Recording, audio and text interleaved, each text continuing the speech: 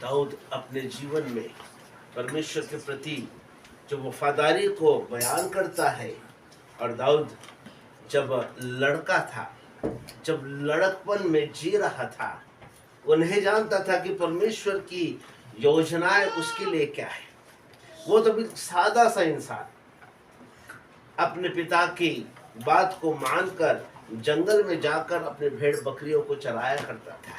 वो नहीं जानता था कि आने वाले दिनों में परमेश्वर उसके जीवन में कैसा अद्भुत काम करने वाला है। वो नहीं जानता था कि आज वो एक सामान्य चरवाहा है, परंतु कल का वो एक महान राजा है। वो नहीं जानता था। मैं आपको बताना चाहता हूँ, कई बार हम दाऊद के समान जीवन बिताते हैं, एक सामान्य सा जीवन, और हमारी आशा भी नहीं होती है, ना हमारी कल्पनाएं होती है कि हम बहुत बड़े व्यक्ति बन जाएं या ऊंचे स्थान पर जाएं। और जिस स्थिति में होते हैं बड़े आनंदित होते हैं, तृप्त होते हैं, और उसी स्थिति में हम परमेश्वर की महिमा करते रहते हैं। परंतु मैं आपको बताना चाहता हूँ, जो अपने स्थिति में, जिस परिस्थिति में परमेश्वर ने उसे रखा है, उस परिस्थिति में जब वो आनंदित है, प्रसन्न है और परमेश्वर की इबादत कर रहा है, मैं आपको बताना चाहता हूं कि परमेश्वर के अद्भुत काम परमेश्वर उसके जीवन में प्रकट करेगा, उसको ऐसे महान स्थान पर रखेगा, वो सोच भी नहीं सकता। मैं आपको बताना चाहता हूं कि मैं, जैसे कि आज आप लोग बैठे हैं और मैं वचन से बात कर रहा हूं, जब मैं प्रभु में बिल्कुल नया था और फिर धीरे धीरे पुराना होता गया, मैंने नहीं सोचा था कि एक समय में कि ऐसा खड़ा होकर प्रचार करूंगा या पासबान बनूंगा या सेवक बनूंगा, और सेवकों के बीच में, महान सेवकों के बीच में प्रभु मुझे मौका देगा वचन को बांटने के लिए। मैंने कभी नहीं सोचा था, लेकिन जिस स्थिति में प्रभु ने रखा उस स्थिति में मैं आनंदित था। और समय आया कि प्रभु ने ऊंचाई पे ले चला, ऐसे महान दासों के बीच में खड़ा किया। कभी नहीं सोचा था कि ऐसे लोगों के बीच में मैं प्रचार करूंगा या प्रभु का दास कहलाऊंगा।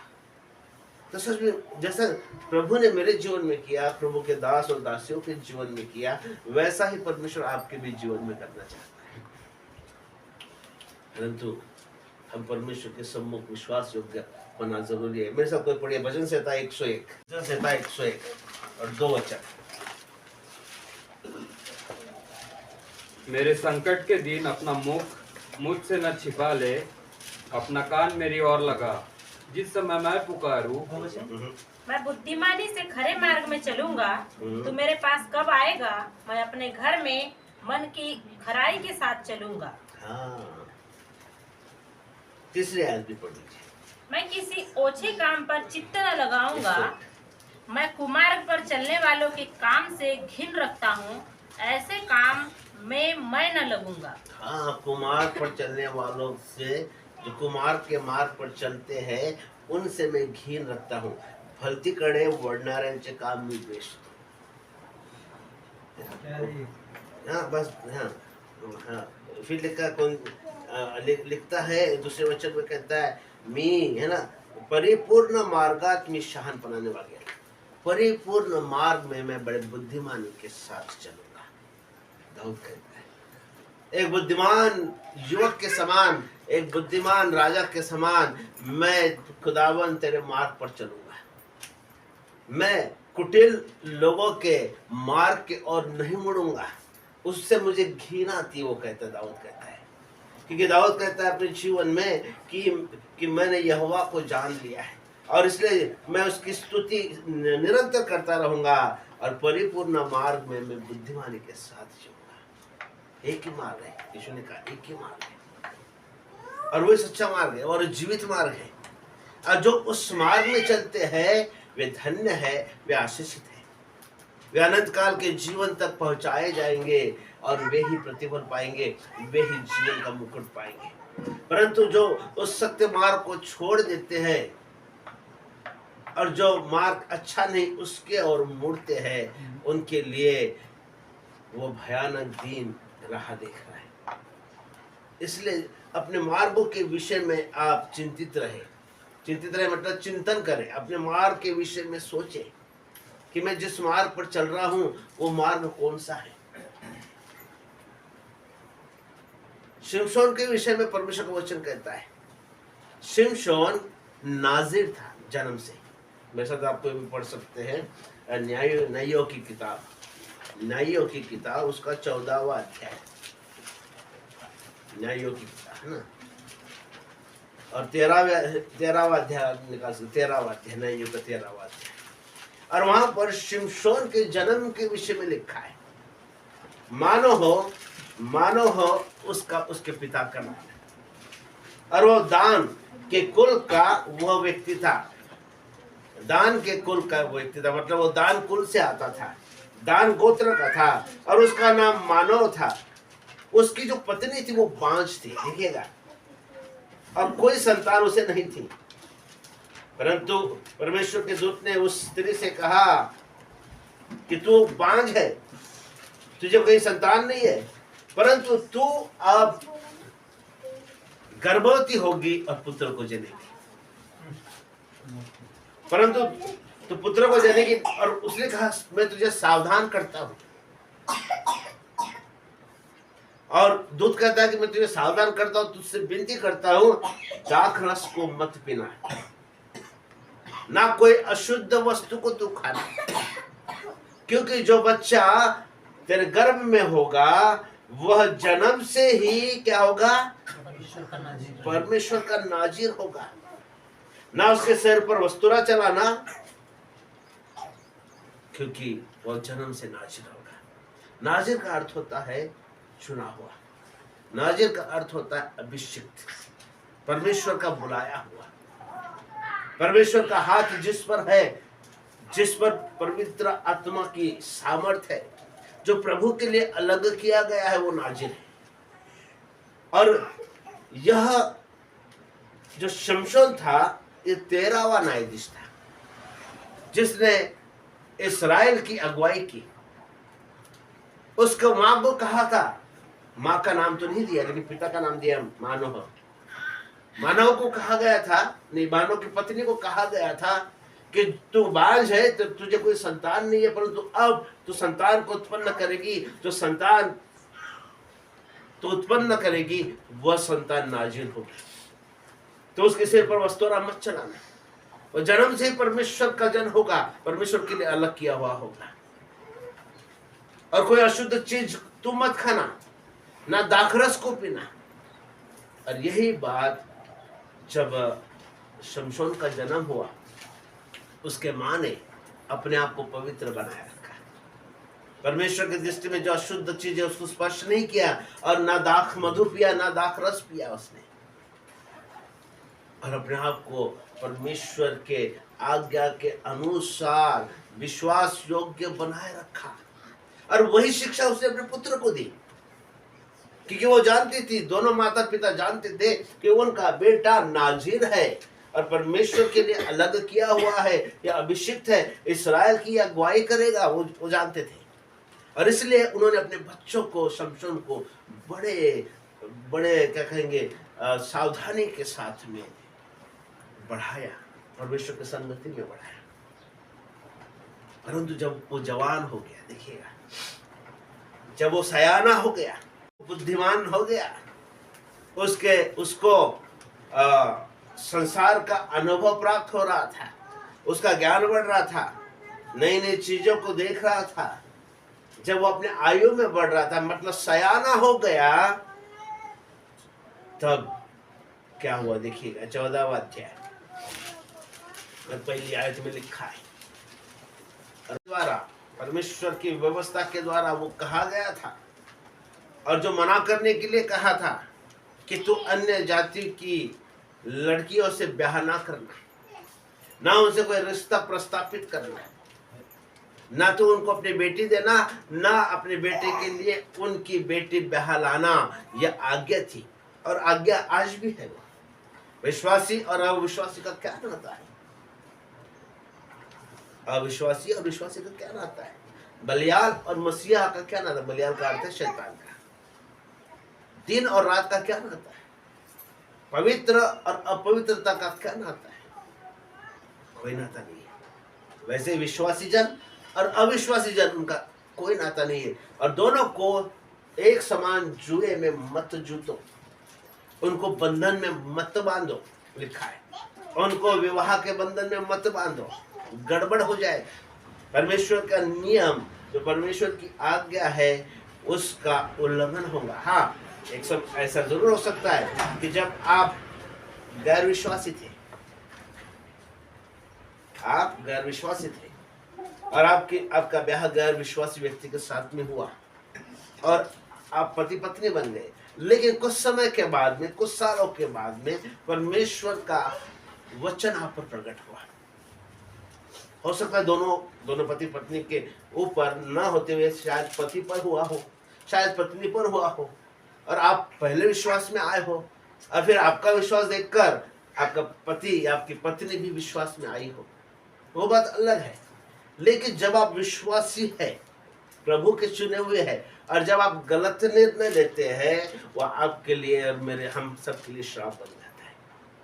और इसलिए हर एक विश्वासी जन विश्वास से जिए, धर्मी जन विश्वास से जिएगा। हर एक विश्वासी जन मतलब क्या? धर्मी कहा गया उसको, क्योंकि उसके पाप क्षमा हुए हैं, वो प्रभु में वो नई सृष्टि है, वो धर्मी है। और हर एक धर्मी विश्वास से जिए, परमेश्वर के आज्ञा के अनुसार जिए।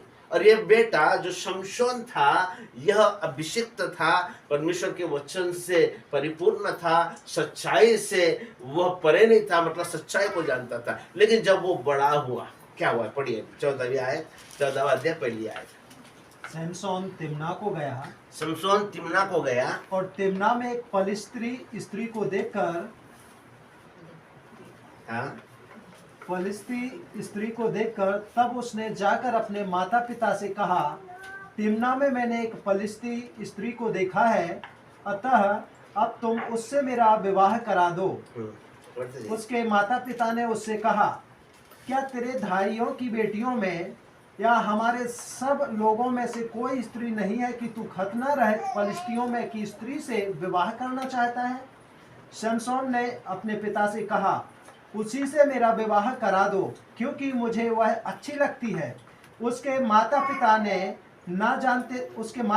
ना जानते थे कि यह बात यहोवा की ओर से है कि वह फलिस्तियों के विरुद्ध दाव ढूंढता है। उस समय तो फलिस्ती इस्राएलियों पर प्रभुता करते थे। ठीक है, यहाँ लिखा है कि शमशोन तिम्ना को गया।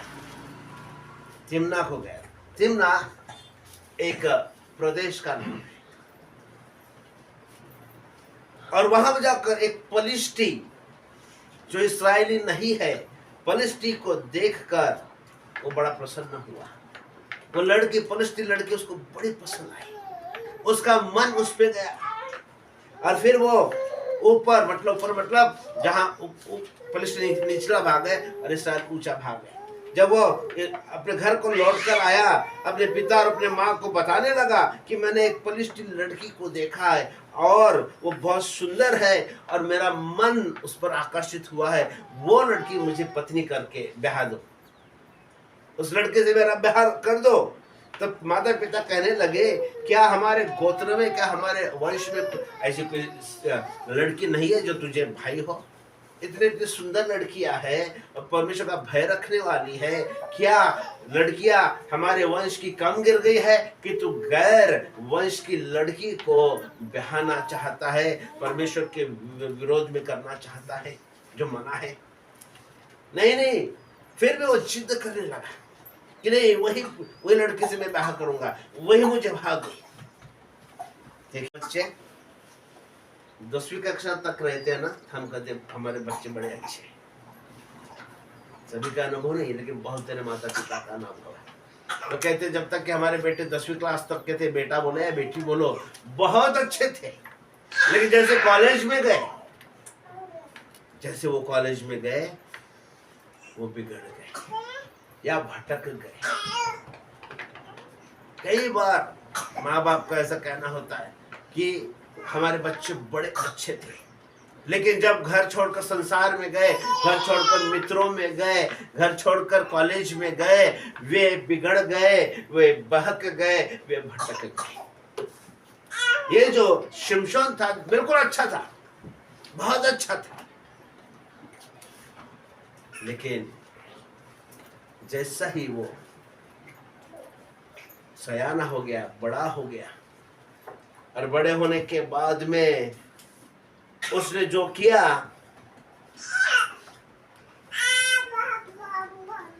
वो गलत था। अच्छा शिमशोन बिगड़ गया, अच्छा शिमशोन जो माता पिता की शिक्षा थी वो भूल गया, जो अच्छा था वो सब कुछ उसने भुला दिया, उसके जीने का उद्देश्य बदल गया। ये भूल गया कि मैं नाजीर हूँ, मेरे माँ बाप ने मुझे बचपन से सिखाया, मेरे माँ बाप ने मुझे बताया कि तू चुना हुआ है, तू चुना हुआ है, तो अभिषिक्त है। उस बात को उसने भुला दिया।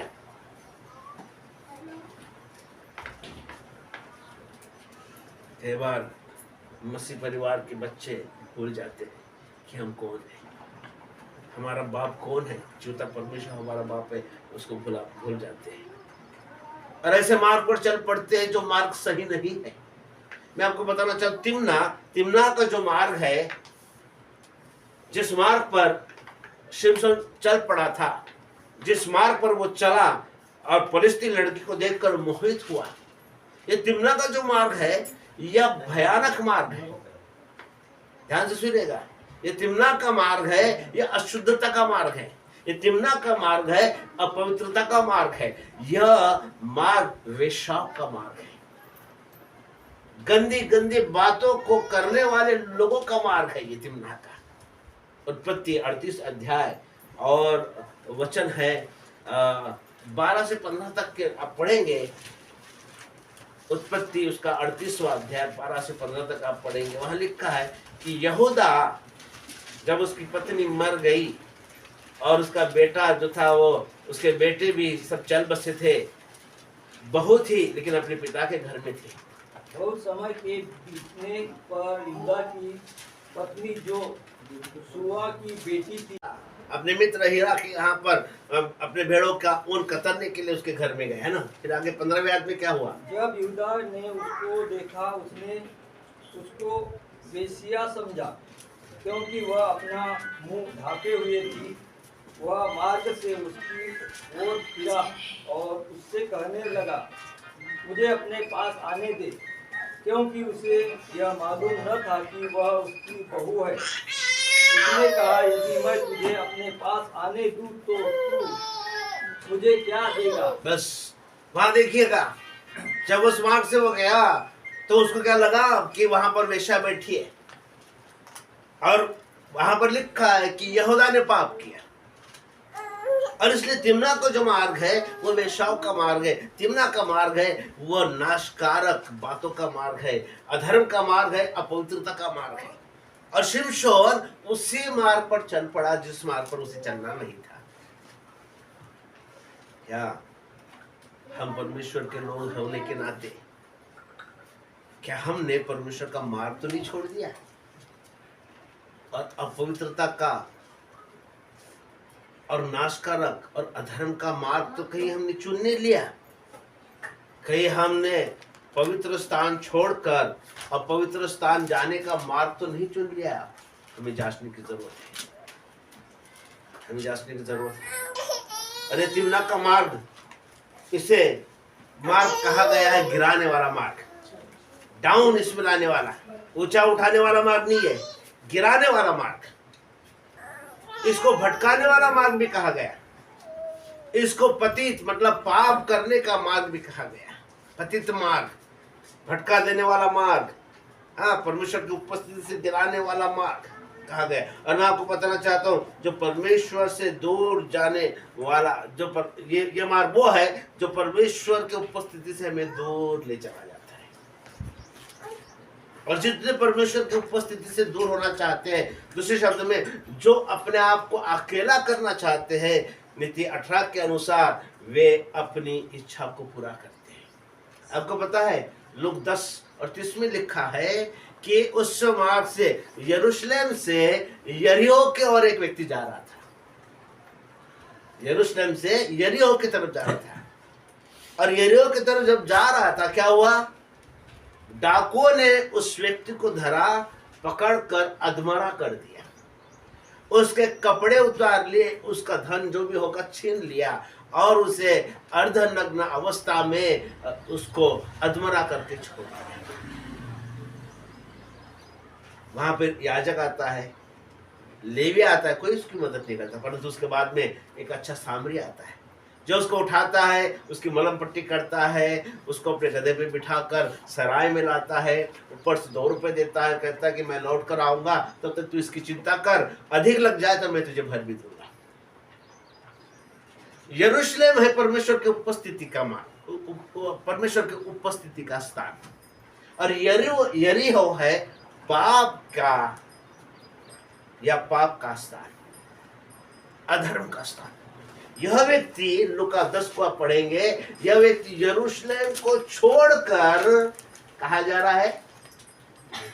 ऐसे स्थान की तरफ जा रहा है जो पाप का स्थान है, अधर्म का स्थान है। यरीहो पाप का स्थान कहा गया है। कई बार आप और मैं बिल्कुल ऐसा ही करते हैं कि परमेश्वर के उपस्थिति को या परमेश्वर के उपस्थिति में जाने के बजाय हम संसार की बातों के ओर चले जाते हैं। उस दिन हमारे मित्र कहने लगे, उनके कलीसिया का एक व्यक्ति गांव जाना था, सिर्फ मुंह दिखाने के लिए आया और प्रेजेंट वर्शिप हुई और निकल पड़ा। कहाँ जाना था? गांव जाना था उसको। बाद में पास्टर ने फोन किया, ये पास्टर भी नहीं थे उस दिन, तो दूसरे प्रचारक थे, वो भी मित्र थे हमारे। उन्होंने कहा कि आपका जो अगवा है वो तो रुका ही नहीं, वो चला गया। तो पास्टर ने फोन किया उस व्यक्ति को, क्यों आप चर्च क्यों अटेंड नहीं किए? नहीं, बोले मुझे गांव जाना था। पास्टर ने बोला, चाहे आप गांव को जाओ, शादी को जाओ, कोई भी महत्वपूर्ण स्थान को जाओ, कोई बात नहीं है, लेकिन पहले चर्च करके जाओ।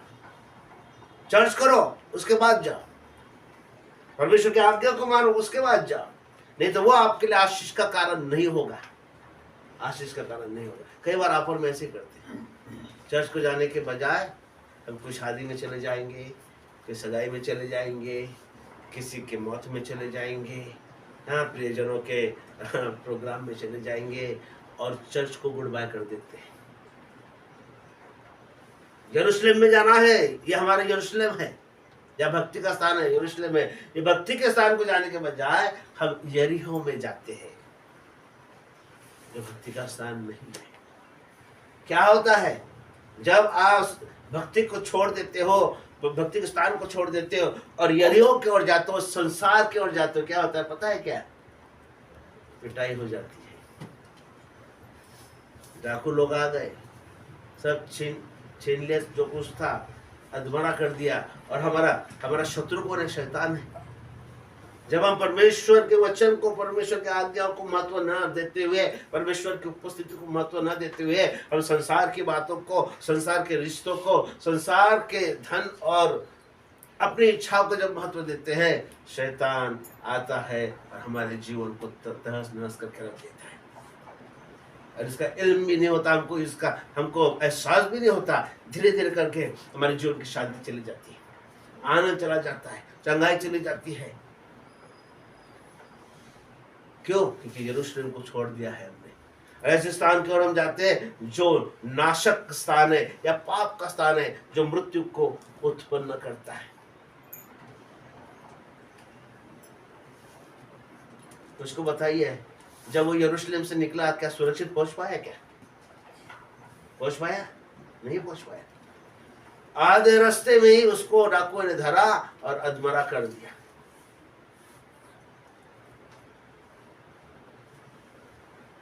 कई बार परमेश्वर हमें बताता है कि उस मार्ग की ओर मत जा।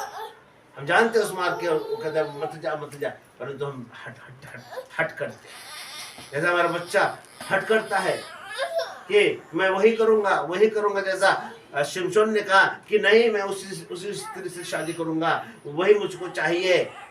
हट करते हैं। कई बार आप और मैं भी हट करते हैं। ऐसा हट करते हैं जो परमेश्वर के ओर से आने वाली आशीषों को रोकती है। अब देखिए यहां पर शिमशोन ने क्या किया, परमेश्वर की इच्छा को नहीं समझा, माता पिता की शिक्षा को उसने भुला दिया, उसे अनुमति नहीं दी वहां जाने की, परंतु बिना अनुमति के चला गया। जो नहीं करना था उसने अपने माँ बाप को भी साथ में ले लिया कि चलो मेरे साथ में, और वो चल पड़े। मार्ग में चलते चलते क्या हुआ पता है क्या, शेर आया, शेर। तब तक के शिमशोन के जीवन में कोई संकट नहीं था, बड़े आसानी से जीवन बिता रहा था, कोई संकट नहीं था। लेकिन जैसा ही उसने गलत मार्ग चुना, जैसा ही उसने परमेश्वर के विरोध में करने का निर्णय लिया, वहां पर शेर आता है शिमशोन को मार डालने के लिए। जब आप और मैं परमेश्वर का मार्ग छोड़ देते हैं, परमेश्वर के मार्गों को त्याग देते हैं और ऐसा निर्णय लेते हैं जीवन में कि जो निर्णय हमें मृत्यु की ओर ले जाए, जो हमें नाश कर दे और अपमान और मृत्यु को लेकर आता है। जब तक यरूशलेम में था वो व्यक्ति सुरक्षित था, जैसे वो यरीहो की ओर जाने के लिए निकला, डाकुओं ने पकड़ के उसको अधमरा कर दिया। तब तक के शिमशोन बिल्कुल सही था, जब तक वो तिम्ना के रास्ते पे नहीं गया था, उसने निर्णय नहीं लिया था, तब तक के बिल्कुल सही था, सुरक्षित था, परमेश्वर की उपस्थिति में चला करता था। लेकिन जिस दिन उसने निर्णय लिया उस लड़की से शादी करने का जो परिस्थिति थी, उससे दिन क्या हुआ, वो परमेश्वर से भटक गया। शेर वहां पर आया, परंतु परमेश्वर की वो योजना थी, उस शेर को उसने ऐसा फाड़ डाला जैसे बकरी के बच्चों को फाड़ डाले। लेकिन ये बात उसके माता पिता को पता नहीं थी। आगे चलकर आप देखेंगे कि जब वो लौट रहा था, उससे अशुद्ध वस्तु को नहीं खाने के लिए कहा था। मधुमक्खी का वहां पर छत्ता वो देखता है, उसी मरे हुए मर गया शेर, और उसका जो ढांचा था, ढांचे पर मधुमक्खी का वो क्या कहते हैं छत्ता लगा हुआ था। उसे भूख लगी, उसे जाकर उस मधुमक्खी के छत्ते से क्या निकाला, वो मधु को निकाला और खा लिया। मृतक उस शव के ऊपर में लगा हुआ जो मधुमक्खी का छत्ता था, उसमें जो मधु था या क्या बोलते उसको शहद था, वो उसने खा लिया, खुद अशुद्ध हो गया। जब मनुष्य परमेश्वर के स्थान को छोड़ देता है, परमेश्वर के मार्ग पर चलना छोड़ देता है, अपने मन की करता है, आज्ञा के विरोध में चलता है, वो अपने आप को अशुद्ध करता है, अपने आप को अशुद्ध करता है, अपने आप को श्रापित बना लेता है खुद को। परमेश्वर के अनुग्रह से वह दूर हो जाता है। और शैतान नहीं चाहता है कि आप संसारिक बातों के प्रति लट्टू हो जाए, आकर्षित हो जाए, दीवाने हो जाए संसारिक बातों के प्रति। परमेश्वर के दीवाने नहीं, परंतु उस बात के दीवाने हो जाए जो बात आपको नाश कर देगी। हवा भी तो दीवानी हो गई थी उस फल की, इतना अच्छा फल लगा, उसको देखने में सुंदर लगा, पकड़ तोड़ी और खा ली। और वही शैतान चाहता है कि आप भटक जाए, क्योंकि उसका काम है चोरी करना, घात करना, नाश करना, उसका काम है। शिमशोन के लिए वो स्त्री नाश का कारण है। परमेश्वर की उपस्थिति से वहां लिखा है कि उसने वो काम किया जो उसे नहीं करना था। इसलिए परमेश्वर की उपस्थिति में हम बने रहे, नहीं तो हम लज्जित हो जाएंगे। जैसा वो व्यक्ति निर्वस्त्र हो गया था, हम भी लज्जा का कारण हो जाएंगे।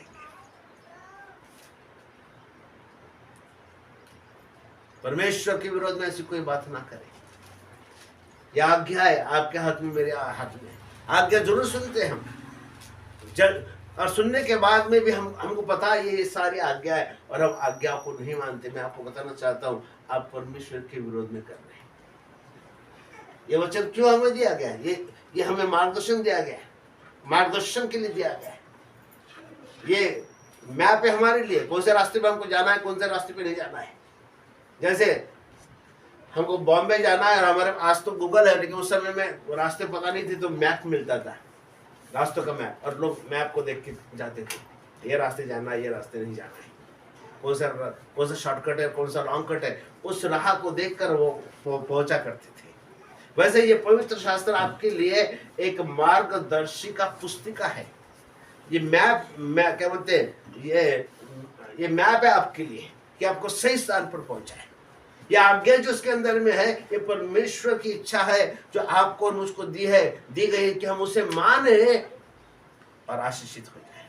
लेकिन जब आप और मैं इस आज्ञा का उल्लंघन करते हैं, आप और मैं सच्चे मार्ग को छोड़ देते हैं, भटक जाते हैं और शैतान को दावत देते हैं, आ हमें नाश कर, आ हमें तहस नहस कर, आ हमारे आशीष को चुरा ले, आ हमारे चंगाई को चुरा ले, हमारी शांति आनंद को चुरा ले।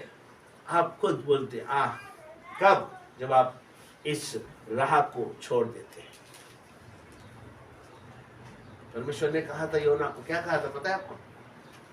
क्या कहा था? निनवे को जा, विचार करो हर परख। वहां जाके लोगों को मेरा सुसमाचार सुना, क्योंकि उनकी दुआई मतलब इतने पाप बढ़ गए हैं और परमेश्वर नहीं चाहता कि किसी का नाश हो जाए। योना ने कहा मैं जाता हूं, परंतु पहले तो मुझसे कंप्लेंट की कि वहां के लोग दुष्ट है, ऐसे है वैसे है, वो हमारे विरोधी, हमको मार डालना चाहते हैं, क्या उनके बीच जाकर मैं प्रचार करूं क्या? वो परमेश्वर के विरोध में बुड़बुड़ाने लगा। लेकिन फिर भी परमेश्वर ने कहा तू जा। उन्होंने बोला हाँ ठीक है मैं जाता हूं, और जाकर यापो से तर्शीश को जाने वाली जहाज में आके बैठ गया। देखिए, जब आप और मैं परमेश्वर के मार्ग को छोड़ देते हैं ना, हम नीचे गिरने लगते हैं, ऊपर नहीं उठते, हम सम्मान नहीं पाते, अपमान की दशा में हम जाते हैं, हम नरक की ओर जाते हैं, हम नीचे गिरते जाते हैं। उसके उपस्थिति से, उसके आशीषों से, उसके अभिषेक से हम नीचे गिरते जाते हैं। अब ये जो योना है, योना कहाँ गया? तर्शीश के जहाज में गया, और तर्शीश के जहाज में बैठकर तलघर में, जहाज के तलघर में जाके सो गया।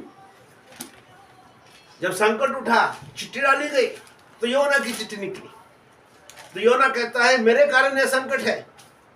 लोगों से कहता है कि मुझे तुम समुद्र में डाल दो तो ये सब शांत हो जाएगा, ये तूफान शांत हो जाएगा और तुम बच जाओगे। लोगों ने कहा हम ऐसा नहीं करेंगे। लोगों ने अपना अनाज क्या, अपना सामान क्या, सब समुद्र में फेंक दिया ताकि जहाज हल्का हो जाए और हम बच जाए। मैं आपको बताना चाहता हूँ, जब आप जो परमेश्वर के जन हो, जब आप परमेश्वर के साथ नहीं चलते, परमेश्वर की आज्ञाओं को नहीं मानते, अब परमेश्वर के मार्ग पर नहीं चलते, आपके कारण आपके घर के लोग संकट में पड़ जाते, बीमारी में पड़ जाते, गरीबी में पड़ जाते, अपमान में गिर जाते, आपके कारण। क्योंकि योना के कारण सारे जहाज के ऊपर में जितने लोग थे सब संकट में गिर गए। जब तक योना ने पश्चाताप नहीं किया, योना ने नहीं कहा कि मुझे समुद्र में डाल दो, तब तक वो कहने लगी दोष हम पर न हो। लेकिन योना ने कहा आप मुझे समुद्र में डाल दीजिए। लोगों ने उठा के समुद्र में डाल दिया और वैसे ऐसे एक मछली को तैयार किया। उस मछली ने उसको निगल लिया और समुद्र के तट क्या बोलते गहराई में जाकर 3 दिन 3 रात उस मछली के पेट में हो रहा है। जब आप और मैं परमेश्वर के विरोध में करते हैं, हम नीचे चले जाते हैं, अधोलोक के स्थान पर चले जाते हैं। लेकिन वहां पर उसने पश्चाताप किया। उसने कहा प्रभु मुझे माफ कर, मैंने तेरी आज्ञा को तोड़ा है, मुझे माफ कर। यदि तू जीवन दे तो प्रभु फिर से मैं तेरी इच्छा को पूरा करूंगा। लेकिन जब तक के योना ने आज्ञा नहीं तोड़ी थी, बड़ा सुरक्षित था, प्रभु में मग्न था। लेकिन जैसे उसने आज्ञा तोड़ी, उसको समुद्र में गिरना पड़ा, मछली के पेट में जाना पड़ा, 3 रात 3 दिन भूखा रहना पड़ा, मृत्यु में जीवन बिताना पड़ा। मतलब मृत्यु थी वो, उसके पेट में रहना मतलब मृत्यु। शमशोन जब तक जैसे उसने आज्ञा तोड़ी, शेर उसके जीवन में आया उसको मारने। धर्मी व्यक्ति यरूशलेम को, धर्मी व्यक्ति बोल रहा हूं मैं, यरूशलेम को छोड़कर कहा जा रहा है यरीहो। डाकुओं ने उसको अधमरा कर दिया। योना निनवे जाने के बजाय तर्शीश को जाने के लिए चला, परमेश्वर के विरोध में चला, समुद्र में उसको मछली के पेट में रहना पड़ा। जब जब आप और मैं, हल्का मत लेना। 100 सुनार एक लोहार की कहते हैं ना, आप बोलता कुछ नहीं होता, कुछ नहीं होता, एक दिन ऐसा आएगा काल बनकर कि सब तहस नहस कर देगा। इसलिए कोई परमेश्वर के वचन को, परमेश्वर के अनुग्रह को, उसकी दया और प्रेम को हल्काई में मत ले। कुछ नहीं होता, माफी मांग लेंगे, सब कुछ हो जाएगा, नहीं। जानबूझकर किए हुए पापों की क्षमा नहीं होती, और इसलिए सावधान हो जाओ। हम परमेश्वर से खेल नहीं सकते, उसको ठट्टों में उड़ा नहीं सकते। मनुष्य जो बोता है वही वो काटता है, इसलिए हम सावधान हो जाए। परमेश्वर के विरोध में कुछ ना करे, उसके पवित्रता के विरोध में कुछ ना करे, उसके आज्ञाओं के विरोध में कुछ ना करे, वो मृत्यु और श्राप को लेकर आता है। योना 3 दिन 3 रात मछली के पेट में रहा, उसने विनती की, पश्चाताप किया, प्रभु ने सुन लिया। मैं आपको बताना चाहता हूं, हम परमेश्वर होने के नाते, आप परमेश्वर ने आपको आपके घराने में से चुन लिया है। यदि आप भटक जाएंगे तो आपके घर के लोग कहां जाएंगे? जो आपका अनुकरण करते हैं, जो आपको इस स्थान पर रखते हैं कि ये परमेश्वर का जन है, जब आप खुद भटक जाएंगे, आप परमेश्वर के मार्ग को छोड़ देंगे, आप अंधकार में और निचली दशा में पहुंच जाएंगे, तो आपके घर के लोगों का, जो आपके पीछे आते हैं, उनका क्या होगा? इसलिए सावधान। एक व्यक्ति सारे नगर को बचा सकता है, और एक व्यक्ति सारे नगर को बर्बाद भी कर सकता है। एक व्यक्ति। इसलिए बहुत बड़ी जिम्मेदारी हम पर। अपने आप को जांचते रहे कि मैं भटक ना जाऊं, अपने आप को संभाले कहीं मैं परमेश्वर की उपस्थिति से गिर ना जाऊं। जैसे ही आप परमेश्वर की उपस्थिति से दूर हो जाएंगे, शैतान गरजने वाले सिंह के समान आपको और मुझको फाड़ खाने के लिए तैयार है। लेकिन परमेश्वर का अनुग्रह है, फिर भी परमेश्वर का अनुग्रह कि परमेश्वर आपका मेरा नाश नहीं होने देता। शिमशोन का नाश नहीं होने दिया, उस समय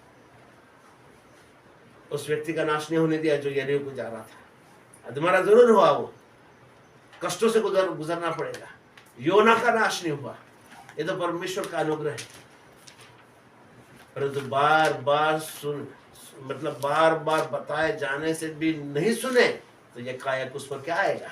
29वें अध्याय में, नीति वचन के 29वें अध्याय में लिखा है ना, बार बार बताने के बाद भी अगर वो नहीं सुनता, यकायक उस पर क्या आएगी? समस्या आएगी, काल बनकर मृत्यु आएगी।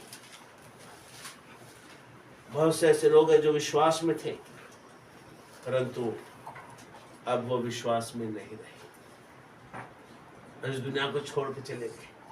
मसीहत में जीवन बिताए, परंतु आज नरकुंड में है, अधोलोक में। कितनी दुखी की बात है। और इसलिए अपने आप को हम जांचे, कहीं मैंने तिम्नाह का मार्ग तो नहीं ले लिया, मैंने यीशु का मार्ग छोड़कर संसारिक मार्ग तो नहीं ले लिया, मेरी सोच बदल तो नहीं गई, मेरा विश्वास बदल तो नहीं गया, मेरे विश्वास का स्थान यीशु मसीह है या था, अब कोई मनुष्य तो नहीं बन गया। नहीं तो उस नाश से आपको मुझको कोई नहीं बचा पाएगा। परंतु परमेश्वर प्रभु यीशु मसीह में हमें धन्य आशा यह है कि हम परमेश्वर के चुने हुए हैं। और इसलिए जैसे दाऊद कहता है कि मैं उस कुमार्ग पर चलने वाले लोगों से घिन करता हूँ, मैं दूसरे मार्ग पर नहीं मैं मुड़ूंगा, या दूसरे मार्ग पर नहीं जाऊंगा, मैं बुद्धिमानी के साथ तेरे मार्ग पर मैं चलूंगा, मैं तेरी आज्ञाओं में बना रहूंगा, मैं तेरी उपस्थिति में बना रहूंगा, मैं नित्य तेरी स्तुति और आराधना करता रहूंगा, हर एक आज्ञा को मैं मानता जाऊंगा, अपने जीवन भर मैं तेरी स्तुति आराधना करूंगा, तन मन धन से सारे बातों से मैं तेरी सेवा करूंगा। वो कहता है। तो आइए हम अपने मार्गों को जाने, हम कौन से मार्ग पर खड़े हैं। मैं आपको बताना चाहता हूँ, एक ही मार्ग है, और वो मार्ग है पवित्रता का मार्ग, एक ही मार्ग है अनंत काल का मार्ग, एक ही मार्ग है जो आपको और मुझको आशीषों के देशों में, प्रतिज्ञा के देशों में ले जाएगा, और वो मार्ग है प्रभु यीशु मसीह। यीशु ने कहा मार्ग, सत्य और जीवन नहीं। आइए अपने आंखों को बंद करें। मैं आपको प्रोत्साहित करना चाहता हूँ कि हो सकता है कि परमेश्वर के जन्म होने के नाते शायद हम भटक गए हो, हमने दूसरा मार्ग ले लिया। हो सकता है कि हमारे जीवन में हमने यीशु को छोड़कर और दूसरे और अपने चित्त को लगाया हो, परंतु आज यीशु आपको बुलाता है, यीशु आपको आगाह करता है, क्योंकि दूसरा मार्ग मृत्यु की ओर जाता है परंतु सकरा मार्ग जो जीवन की ओर जाता है। और हम सकरा मार्ग पर चले, हम परमेश्वर जन होने के नाते यदि हम भटक जाएंगे तो हमारे घराने का क्या होगा, क्योंकि हमारे घराने का करेगा तू और तेरा घराना उद्धार पाएगा। और परमेश्वर चाहता है आपको और आपके घराने को आशीषित करे, आपको वह ऊंचा करे, वो चाहता है, वो नहीं चाहता कि आप नीचे चले जाए। और इसलिए मैं आपको उत्साहित करना चाहता हूँ कि ये समय है कि अपने जीवन को अपने प्रभु के हाथ में दें, अपने आप को प्रभु के हवाले कर दे और उससे कहे कि प्रभु मुझे तेरे मार्ग पर चला, जिस मार्ग पर मुझे चलना चाहिए उसी मार्ग पर तू मुझे चला। प्रभु जी मेरी अगुवाई कर, पवित्र आत्मा मेरी अगुवाई कर, बुराई से, पाप का होने से, भटकने से और लज्जा का काम करने से प्रभु तू मुझे सुरक्षित रख, बचाए रख। प्रभु जी मैं भलतीकडे ओढणार नहीं, मैं और किसी और नहीं मुड़ूंगा, परंतु प्रभु बुद्धिमानी के साथ तेरे मार्ग पर चलूंगा। आइए अपने आप का समर्पण करें और एक निर्णय ले कि हम यीशु जो मार्ग है उसी पर हम चलेंगे। हर एक आज्ञा, चाहे वो प्रार्थना करने के विषय में हो, चाहे वो देने के विषय में हो, चाहे वो अनुकरण करने के विषय में हो, चाहे वो सेवा करने के विषय में हो, चाहे विवाह के विषय में हो, चाहे लेन देन के विषय में हो, चाहे वो व्यापार के विषय में हो, चाहे नौकरी के विषय में हो, हर बात में हम परमेश्वर को प्रसन्न करें, हर बात में हम उस मार्ग पर ही चले, उस मार्ग से ना भटके। धन्यवाद। आइए अपने परमेश्वर को धन्यवाद दें, क्योंकि प्रभु आपको आशीषित करना चाहता है, वो बड़े प्रेम से आपको बुलाता है ताकि आपके जीवन के कष्टों को दूर करे। हमारे पापों के कारण हमारे जीवन में कष्ट आए, हमारे पापों के कारण हमें आंसू बहाना पड़ा, हमारे पापों के कारण हमें अपमानित होना पड़ा, परंतु आज प्रभु यीशु कहता है कि मेरे और लौट कर आ, मैं तुझे आशीषित करना चाहता हूँ, मैं तेरे आंसुओं को पोंछना चाहता हूँ, तेरे कष्टों को, तेरे दुखों को आनंद में बदलना चाहता हूँ। वो कहता है समय आज है, समय अब है। अपनी बुरी आदतों को त्याग दो, अपने बुरे विचारों को त्याग दो, जो मार्ग हमने गलत लिया था उस मार्ग को त्याग दो और सच्चा मार्ग, जीवित मार्ग यीशु मसीह, उस मार्ग के ओर चले आओ। उस वचन को ले लो, आज्ञाओं को ले लो, उसमें जीवन है, उसमें आनंद है, उसमें शांति है, उसमें बरकत है, उसमें सम्मान है, उसमें जीवन है। हालेलुया। आइए परमेश्वर को हम अपना जीवन प्रदान करें। यीशु तो अपने लोगों को बड़े चाह से बुलाता है, अपने बाहों में लेने के लिए बुलाता है, उनके आंसू को मिटाकर, उनके दुखों को हर कर, उन्हें जीवन देकर, उन्हें आनंद देकर उन्हें आशीषित करना चाहता है। हो सकता है हम में से किसी ने गलत मार्ग ले लिया, हो सकता है अब परमेश्वर की इच्छा पूरी करने के बजाय स्वयं की इच्छा को उसने पहला स्थान दिया हो, ऐसे निर्णय लिए हो जिसके द्वारा परमेश्वर तुझे दुख हो, तुझे प्रभु जी ऐसे निर्णय लिया हो जो पाप में जाने को और मृत्यु के देश में जाने का निर्णय उस भाई ने या बहन ने लिया हो। प्रभु तुम उन्हें आज लौटा लिया, आज उन्हें ऐसा मन में पश्चाताप करे और उस मार्ग को त्याग कर सच्चा मार्ग जो तू है, तेरे ऊपर विश्वास करके भरोसा रख कर अपना जीवन तुझे देने पाए। खुदावन ऐसा तू कर, ताकि उस मार्ग पर चलकर जो पवित्रों के लिए मार्ग होगा, उस मार्ग पर चलकर अनंत काल का जीवन वो पाए प्रभु जी। और जब हम तेरे मार्ग पर है प्रभु, तेरी सुरक्षा, तेरी दया, तेरी करुणा, तेरा आनंद, शांति और प्रभु तेरी तृप्ति हमारे साथ है। धन्यवाद यीशु। तेरी मंडली को हम तेरे हाथों में सौंपते हैं, हर एक को नाम बनम आशीषित कर और सच्चे मार्ग पर चलने के लिए, आज्ञा में बने रहने के लिए और हर बात में विश्वास योग्य रहने के लिए हम सबकी सहायता कर। धन्यवाद। जिन्होंने सुना उन्हें आशीषित कर, ताकि उन वचनों पर चलकर तुझे प्रसन्न कर सके। यीशु के नाम से मांगते हैं, आमीन।